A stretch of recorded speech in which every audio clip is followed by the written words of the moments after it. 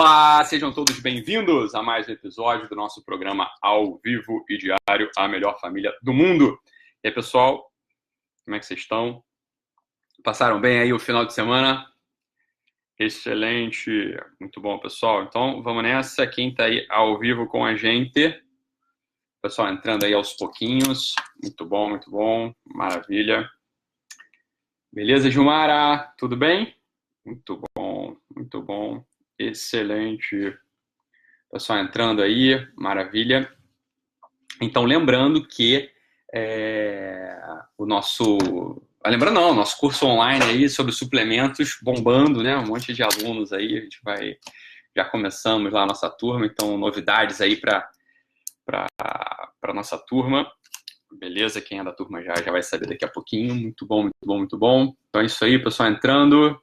Estou animadaço aí com essa turma de suplementos, né? É sempre uma alegria fazer um curso online novo, né? Que entra mais gente vai fazendo parte aí da nossa família, né? De modo um pouquinho mais íntimo, né? E vai convivendo com a gente também em outros ambientes. Mas o que eu queria falar com vocês hoje é o seguinte. Na semana passada a gente acabou falando ali daquele assunto da expressão afetiva, né? Na sexta-feira, no programa de sexta-feira, né? Que tal o programa lá tá com o título de Homem Não Chora. E a gente estava falando daquele assunto, né? Da maturidade, da necessidade de ter mais ou menos ali dentro de si uma hierarquia, né? De uma hierarquia, não é isso? E interior. E uma pessoa mandou uma pergunta, porque eu estava falando lá, né, que um recurso, né, um dos recursos educativos, um dos recursos que é bom a gente ter na manga, tanto para a gente mesmo, né, quanto para os filhos, etc., é o famoso recurso ali do tiro do homem não chora, né, do homem não chora, como quem diz o seguinte, olha, não vai chorar por tudo, né, não vai chorar por tudo. Então, uma pessoa, né, fez uma pergunta que eu achei uma pergunta excelente, né, uma pergunta excelente mesmo, que é a pergunta do seguinte, né, a pessoa perguntou mais ou menos assim, eu não lembro quem foi porque eu não tomei nota da pergunta, mas ela perguntava sobre a validação, e eu falei assim, doutor, então, e como é que fica então nesse cenário, né? É bom, né? Quem não viu o vídeo de sexta-feira aí passada, é bom que procure lá e veja, né? Tava lá falando o assunto, né? O assunto lá do choro do Neymar, deu um pouco de margem para a gente falar disso aí. É um tema super importante para a educação, né? Para educar o caráter, para educar a moralidade, né? Então, o assunto é esse. Aí eu falei, né, que desse assunto aí de homem não chora, que tem que engolir o choro. Não falei que homem não chora, eu falei que homem não chora. Falei assim, mas eu tava falando do negócio de engolir o choro, né? De engolir o choro, etc. E uma pessoa perguntou com muita propriedade, eu achei, né? Não tava contra-argumentando, não tava discutindo nada, porque acho que a pessoa tá querendo saber mesmo, né?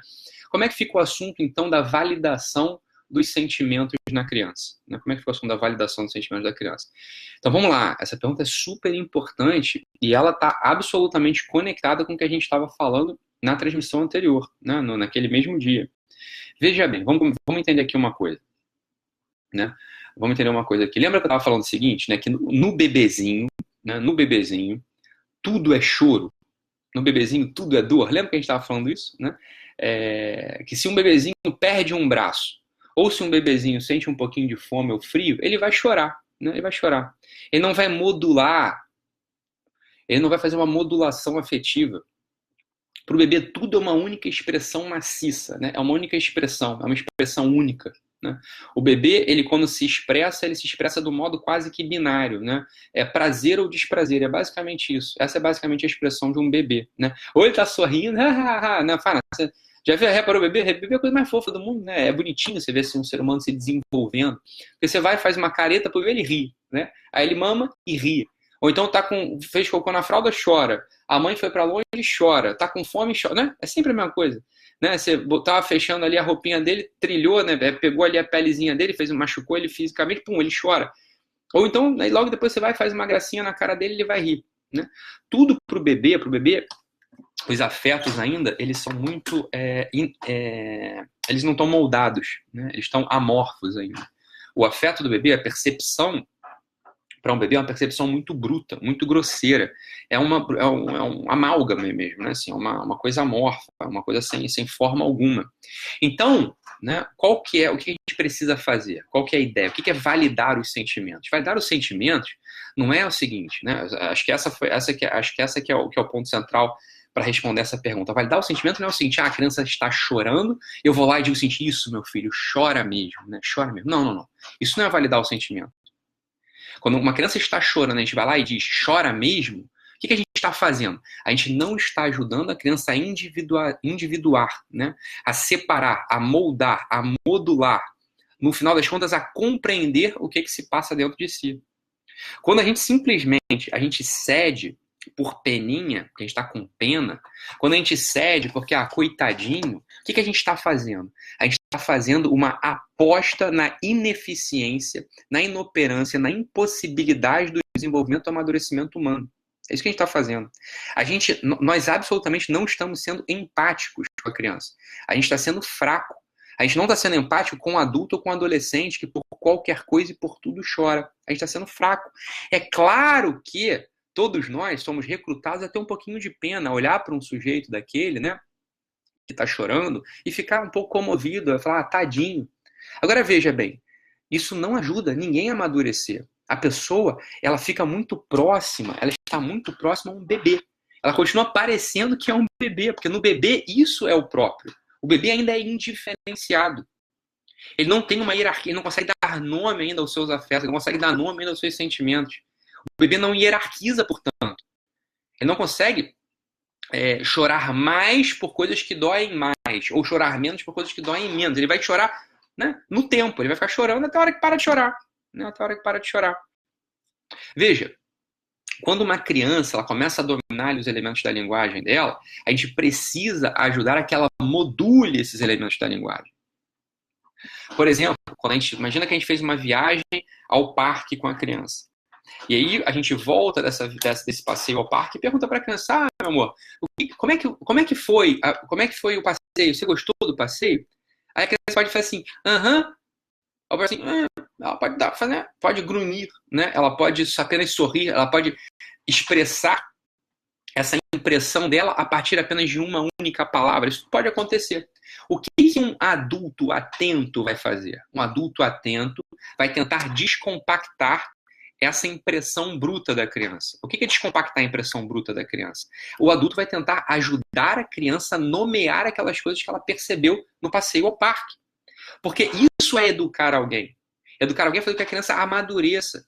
E uma das formas de fazer com que o sujeito amadureça é ajudar a que ele dê nome às coisas, tanto às coisas observadas quanto aos seus afetos.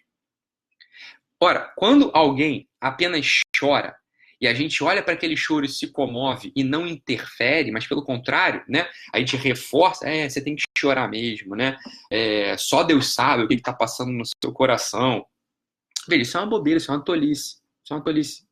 Por quê? Porque faz parte, a gente precisa ajudar o outro a entender o que está acontecendo dentro dele. A gente precisa ajudar a nomear. E muitos desses choros, muitas dessas manifestações, elas são... Por que a gente vai dizer que elas são inadequadas?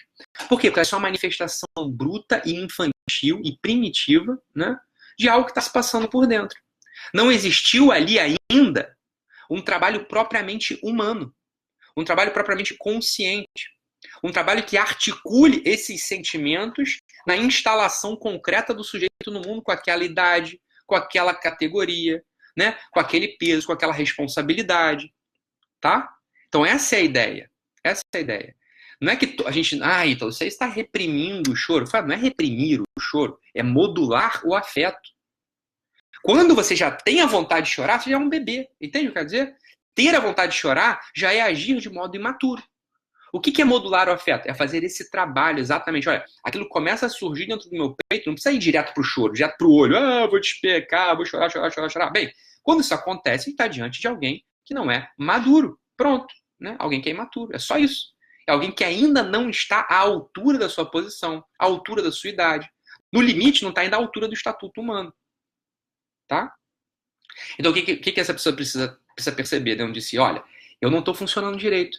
Eu estou agindo feito um bebezão. Eu estou agindo feito uma criancinha. Eu preciso amadurecer. O que será que está faltando dentro de mim? Essa é a questão que a pessoa tem que levantar. A pessoa não tem que, né, como né, foi feita a pergunta, né? A pessoa não tem que ir lá e validar, entre muitas aspas, aquilo que ela está sentindo. Veja, é o contrário. Ela tem que modular o que ela está sentindo, porque aquilo não a valida no estatuto de ser humano. A pessoa está fraca. A pessoa que você não vai poder contar, uma pessoa instável. Entende? Então, quando a gente está diante de alguém, né, ou de um adolescente, ou de um adulto mesmo, ou dos nossos filhos, a gente tem que entender o seguinte, olha, se o nosso filho é um bebê, se ele é uma criancinha, ainda é normal que ele chore por tudo, tá? É o que a gente estava falando aqui, né, na transmissão passada, no programa passado. Um bebezinho, ou uma criança que ainda chora por tudo e por qualquer coisa, tá absolutamente dentro do normal, é assim mesmo, né? Fazer pirraça é coisa de criança. Né? Fazer pirraça é coisa de criança. O que a gente vai olhar? A gente vai olhar para essa criança e com todo o amor, com toda a disponibilidade do mundo, habitualmente, a gente vai lá e vai ajudar a criança a entender o que está acontecendo, a parar de chorar. Muitas vezes a gente vai precisar acolher a criança, dar um beijo na criança, né? Conter esse choro afetivamente também, para a criança entender que ela está segura, para a criança entender que tem alguém ali ao lado dela, tá? E aí a gente vai ficar, né? Assim que a gente estabiliza a criança. Beleza? E aí, aos poucos, a gente vai demonstrando para a criança, uma vez ou outra, a gente vai mandando engolir o choro, porque não é para chorar tanto. Isso em criança. Na criança, a gente tem que ser absolutamente carinhoso, porque isso ajuda a criança a estabilizar o seu afeto. Tá? Ajuda a estabilizar o seu afeto. De vez em quando, a gente faz uma intervenção mais contundente, de tal modo que a criança entenda, porque a gente foi mais contundente, que né, não existe apenas uma única via de expressar os seus sentimentos negativos chamada choro. Existe uma síntese, existe um repertório formidável. Tem gente que não expressa os seus sentimentos negativos através do choro, através da tristeza, mas através da raiva. Né? Isso é muito comum também, a expressão desses sentimentos negativos através da raiva. É um jeito já um pouco mais elaborado, mas ainda existe mais repertório. A gente pode expressar os nossos sentimentos negativos de vários modos, né? De várias formas. Né? De várias formas. A gente pode expressar dando nome, a gente pode expressar através da pena, a gente pode expressar de vários modos. Existem expressões ainda mais inconscientes, o adoecimento, a gente fica doente, né? Tem gente que adoece. Eu estava aqui falando com uma paciente agora, acabou de sair. Estava falando para ela que existem alguns estudos científicos que foram publicados recentemente, mostrando uma correlação, essa coisa que o pessoal vulgarmente já falava, né? Mostrando uma correlação entre culpa, afetos não expressados, né? Coisas que você vai carregando dentro de si, e o aparecimento de câncer, né? O aparecimento de câncer numa idade mais jovem. Então está aparecendo uma correlação enorme entre ambiente estressante, né? E câncer, né? E câncer. Então você já vai provando, olha, uma das vias de expressão do afeto negativo é doença, por exemplo, né? Então, é ideal que a gente consiga expressar, né? É ideal que a gente consiga expressar isso de outros modos. Uma pessoa está perguntando aqui que é fantástico, olha só, todo mundo já teve essa sensação de que às vezes chorar alivia, né? Chorar alivia. E é verdade. O que é isso? Por que a gente sente esse emoção? Quando a gente chora, a gente alivia, né? Aqui, ela está dizendo aqui o seguinte, né? A Daniela Cardoso está falando, ouvimos que chorar é desabafar, né? E se a pessoa chora, ela alivia o que sente e melhora. É verdade, como se fosse uma panela de pressão. Muitas vezes, quando a gente chora, a gente está aliviando. Por quê? Porque a gente não foi maduro ainda para conseguir dar um nome daquilo que está acontecendo na gente. E às vezes não vai dar mesmo. Né? Não vai dar mesmo para a gente conseguir dar nome, porque não teve tempo. Né? Agora, tudo a gente tem que ver se a coisa está sendo adequada. Bem, isso é muito constante, eu sempre preciso chorar para aliviar, então eu sou imaturo. Né? Veja, eu podia ter agido de outro modo, era conveniente que naquela circunstância eu chorasse, ou precisava ser eu ali o pilar dos outros, né? Eu era a última pessoa que podia chorar e fui a primeira que chorei. Isso às vezes acontece, né? Imagina só se um general na guerra, né? O exército inimigo invadindo, ele é o primeiro a chorar para aliviar o que ele está sentindo dentro. Faça-me o favor, né? Ele é um imaturo. Ele não é digno de estar na posição que ele está. Então, conter o choro para que a gente chore no momento adequado, no travesseiro, que tendo só a gente como testemunha, é um sinal de maturidade. Não é um sinal ainda de super amadurecimento, mas é um sinal de maturidade. É um sinal de maturidade. Olha, não está adequado chorar agora, vou chorar depois. Controlar o choro, engolir o choro, é uma atitude propriamente humana. As pessoas precisam estar aptas a fazer isso. As pessoas precisam conseguir fazer isso se elas querem, né, ser maduros. Né? A pessoa pode notar momentos que a pessoa está mais instável, que a pessoa, ou seja, está pouco madura, momentos nos quais A pessoa tá, né, tendo que equilibrar muitos pratos na vida porque o marido tá doente, porque ela tá desempregada, porque o filho tá numa situação difícil no colégio, a pessoa fica mais sensível. A pessoa fica mais sensível, vai ter mais tendência a chorar mesmo, não é verdade? Agora veja, né, esse é um momento, né, esse é um momento de descontrole. Um momento no qual a pessoa não está controlada ainda, né?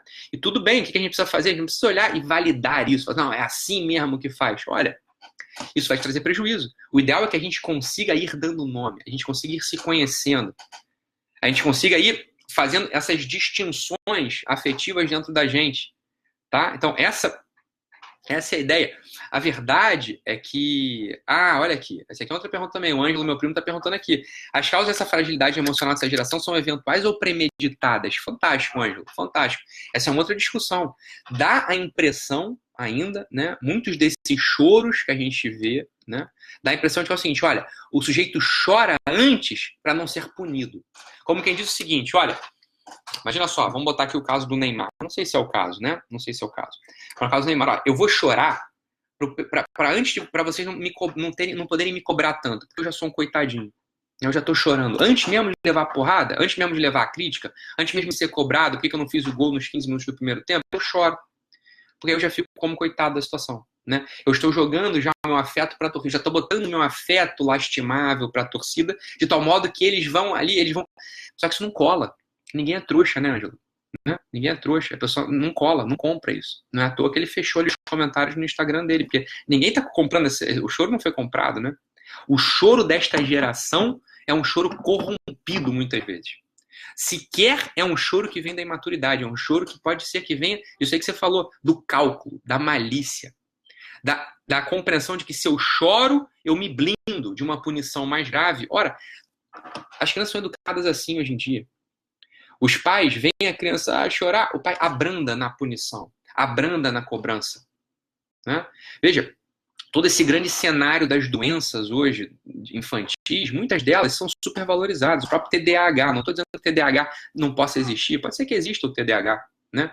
Um outro caso, a gente vai dar o diagnóstico da criança que a criança tem um transtorno de déficit de atenção e hiperatividade, mas muitas vezes esse diagnóstico de TDAH ele é posto ali como uma desculpa para um mau comportamento, de tal modo que atenue, de tal modo que não exija tanta interferência paterna e materna. Os pais não precisam intervir tanto porque, afinal, meu filho é doente. No final das contas, meu filho é doente, então não preciso cobrar tanto dele. No final das contas, meu filho é doente, então não tenho tanta vergonha para ele ser um mau aluno, para ele ser indisciplinado, para ele não se comportar bem na casa dos avós, para ele não se comportar bem no colégio, para eu precisar mudá-lo de colégio todo ano, porque ele, no final das contas, não rende muito, mas é por causa da doença. A culpa é do médico que ainda não conseguiu dar um diagnóstico adequado para ele. Né? Então, é uma terceirização da responsabilidade. Quando um sujeito chora, né, muitas vezes, ele está chorando por cálculo e manha. Quantas vezes em relacionamento de namoro, por exemplo, não é isso? Um dos dois, vendo que está ameaçado, começa a chorar para que o outro se compadeça. E abrande na punição. Abrande, né? Seja mais brando na exigência. Né? Esse é um choro perverso, é um choro de manipulação. Né? É um choro que sequer manifesta algo que está vindo de dentro. Tá? Então aqui já não é, a gente já não está no campo da imaturidade, era o que eu estava falando na transmissão anterior. Né? Mas aqui a gente já está no campo da malícia. Né? A gente está no campo da malícia, do cálculo, ok? Então, foi ótima a tua pergunta, Ângelo. Exatamente. Isso às vezes acontece também na nossa geração, acontece muito, né? Existe uma premeditação. A pessoa vê, a pessoa medita, né, antes e chora ali como que jogando para a torcida. Afinal de contas, a nossa geração está na geração da exposição completa, né? Facebook, Instagram, né? É uma geração que a gente vai precisar ajudar essa geração a manipular bem seus sentimentos, de tal modo que existe um sentimento que hoje é compartilhado, existe um sentimento interior. De que modo compartilhado também no interior? Bem, essa aqui é uma questão que a gente tá resolvendo, tá? Aqui é uma questão que a gente está resolvendo. A gente precisa ajudar as pessoas que entram nesse mundo, né, da exposição maciça, né, ao Instagram, Facebook, likes, compartilhamentos. A gente vai precisar ajudar essa geração a encontrar um centro próprio, né, um centro próprio das suas manifestações. Que talvez não seja, o centro próprio talvez não seja só interior, não. A gente vai precisar entender qual que é a articulação disso com o olhar do outro, com a validação do outro. Isso é um outro problema. Esse é um outro problema. Mas sobre qualquer aspecto, esse ainda é um choro, né? Nesse caso não é imaturo, nesse caso é manipulador, nesse caso é um choro calculado. Mas aquele outro que a gente estava falando, né? O choro daquele general que sendo o comandante da batalha o primeiro a chorar, ora, isso é um choro absolutamente inadequado, imaturo. De outro modo, ele não pode chorar, ele não tem esse direito. Por quê? Porque existe uma outra coisa chamada responsabilidade. Responsabilidade. A gente vive num tempo, né, do subjetivismo, no qual os movimentos interiores são mais importantes do que a realidade objetiva, do que a realidade externa. Isso é uma percepção que entrou através, né, de correntes filosóficas e validada pela literatura. Por exemplo, a gente vê esses romances, né, Ulisses, por exemplo, um desses romances contemporâneos, né, James Joyce, são romances psicológicos, romances que só se importam, né, com os movimentos da percepção interior, são romances jogados para dentro, né, percebendo sempre, né, aquele movimento interior, só que não tem um centro, a gente não consegue comparar isso com um centro que fique. Por isso o romance, né, esse romance chamado Claridade, que eu já fiz propaganda aqui uma vez, porque é muito bom mesmo, do Renato Moraes, é um romance fantástico para o nosso tempo. Por quê? Porque é um romance centrífugo, é um romance que joga para fora. Ele nomeia os cenários, ele nomeia os ambientes, ele descreve as cenas. Essa análise foi feita pelo Hugo Langoni, meu amigo, né? Hugo Langoni, poeta, crítico literário, editor. Ele falou assim, olha, o romance do Renato é um romance centrífugo, jogado para fora, né? Validando o mundo objetivo. Olha, a realidade exterior é mais importante muitas vezes que a realidade interior, né? Porque é nela que a gente está instalada. Você está entendendo? Não é invalidar aquilo que a gente está sentindo, mas é pelo contrário. É parametrizar o que a gente está sentindo para a gente poder sentir direito. Para a gente poder estar orientado, para a gente não entrar no mundo de infelicidade, de desorientação, que vai levar todo mundo, né? Vai levar todo mundo a um certo tipo de neurose, a um certo tipo de medo, né? Ou desesperança, ou niilismo. Ok? Então, essa é a ideia nossa aqui hoje. Obrigado, Ângela, pela pergunta. Obrigado aqui pela participação de todos os nossos ouvintes, tá bom? Voltemos amanhã com mais conteúdo, mais informação. Depois eu respondo aqui as perguntas que vocês deixaram. Obrigado aí a todos pela companhia. Um abraço e fiquem com Deus. Até amanhã, pessoal.